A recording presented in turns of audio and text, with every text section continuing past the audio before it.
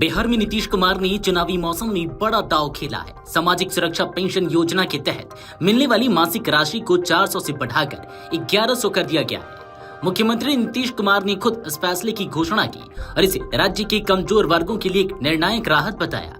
इस योजना के अंतर्गत विधवा महिलाएं, बुजुर्ग और दिव्यांगजन शामिल होते हैं। अब इन सभी लाभार्थियों को जुलाई 2025 से बढ़ी हुई दर पर पेंशन मिलेगी, जो हर महीने की 10 तारीख को सीधे उनके बैंक खातों में भेजी जाएगी। नीतीश कुमार ने इस निर्णय की जानकारी अपने एक्स अकाउंट पर साझा करते हुए लिखा, मुझे यह बताते हुए खुशी हो रही है कि सामाजिक सुरक्षा पेंशन योजना के तहत विधवा महिलाओं, वृद्धजनों और दिव्यांगजनों को अब हर महीने 400 की जगह 1100 पेंशन मिलेगी। सभी लाभार्थियों को जुलाई महीने से पेंशन बढ़ी हुई दर पर मिलेगी। सीएम ने आगे कहा कि सभी लाभार्थियों के खातों में यह राशि हर महीने की 10 तारीख को भेजना सुनिश्चित किया जाएगा। राज्य सरकार के अनुसार इस फैसले से 1,09,59,255 लोगों को सीधा फायदा पहुंचेगा। यह न सिर्फ एक सामाजिक राहत है, बल्कि राजनीतिक तौर पर भी यह फैसला महत्वपूर्ण माना जा रहा है। विपक्ष अक्सर सरकार पर यह आरोप लगाता रहा है कि पेंशन की राशि बहुत कम है और समय पर नहीं मिलती। इस बार सरकार ने दोनों बिंदुओं पर सधा हुआ जवाब दिया है। राशि 3 गुना से ज्यादा बढ़ा दी गई है और 10 तारीख को निश्चित ट्रांसफर की गारंटी दी गई है। मुख्यमंत्री ने अपने बयान में कहा, वृद्धजन समाज का अनमोल हिस्सा है। उनका सम्मानजनक जीवन यापन सुनिश्चित करना हमारी सर्वोच्च प्राथमिकता है। राज्य सरकार इस दिशा में निरंतर प्रयत्नशील रहेगी।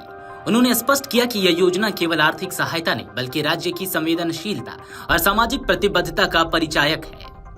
बिहार में चुनावी तैयारियां जोरों पर है।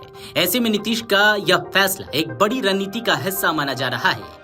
विपक्ष की तमाम आलोचनाओं के बीच यह कदम सीधे जमीनी स्तर के मतदाताओं को साधने वाला है, खासकर उन परिवारों को जिनके पास आय का कोई स्थायी स्रोत नहीं है।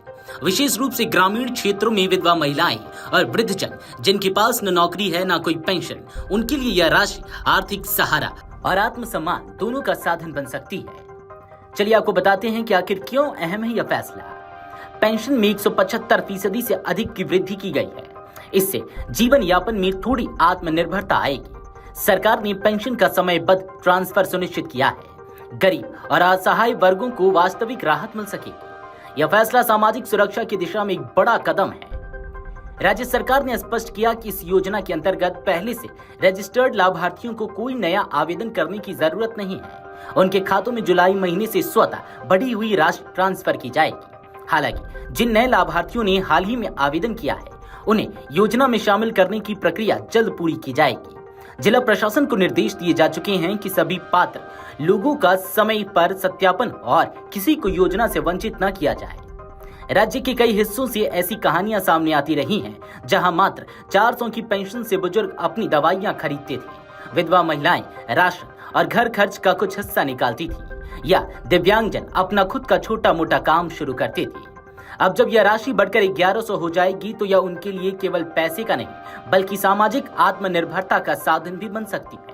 कई वरिष्ठ नागरिकों का कहना है कि इतनी पेंशन से वे अब दूसरों पर बोझ नहीं रहेंगे। इस घोषणा के बाद राज्य की राजनीति में भी हलचल तेज हो गई है। विपक्ष जहां से चुनाव से ठीक पहले की रणनीति बता रहा है, वहीं जनता दल यूनाइटेड और उनके सहयोगी दल इसे नीतीश मॉडल का हिस्सा कह रहे हैं। राजनीतिक विश्लेषज्ञों का मानना है कि यह फैसला सीधे तौर पर वोट बैंक को प्रभावित करेगा, खासकर ग्रामीण बुजुर्ग, महिलाएं और दिव्यांगजन जो नियमित आय के बिना जीवन बिता रहे हैं। नीतीश सरकार का यह फैसला सरकार की संवेदनशीलता, सामाजिक जवाबदेही और प्रशासनिक सक्षमता का उदाहरण हो सकता है, लेकिन चुनावी समीकरणों को देखते हुए इसका राजनीतिक फायदा उठाना भी सरकार के एजेंडे में है। Video desk Amar Ujala dot com. अगर आप ये वीडियो YouTube पर देख रहे हैं तो हमारे चैनल को सब्सक्राइब करें और बेल आइकन को दबाना ना भूलें। अगर आप Facebook पर ये वीडियो देख रहे हैं तो हमारे पेज को लाइक करें।